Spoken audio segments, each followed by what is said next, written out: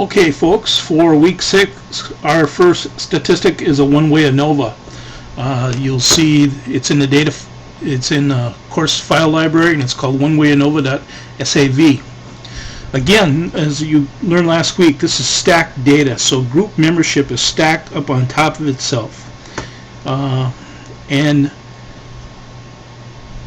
if we only have 2 groups and 30 or less subjects, we can use a t-test as a slightly different distribution.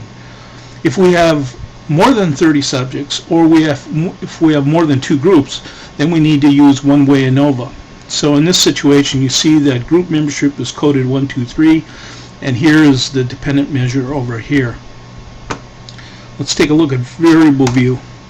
SPSS in this last edition, well, they were acquired by IBM, and they have all sorts of new bells and whistles. What they've actually done is make it a little bit more difficult to work with. As you remember, back with the t-test, we were able to code group membership as a string.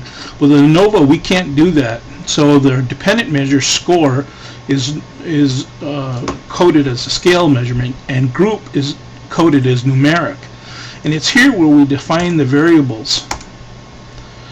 So the 1 you see, and I have that defined as control, 2 is stretch, 3 in passive range of motion for our PT buddies here. Okay, so let's go to analyze, compare means, one-way ANOVA. Score, of course, goes in the dependent slot. Group membership goes in the factor slot, and we say OK. Alright, so here is our ANOVA.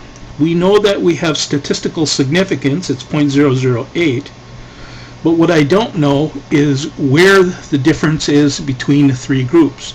This is called the ominous F-test, and we'll come back to view it again after a bit.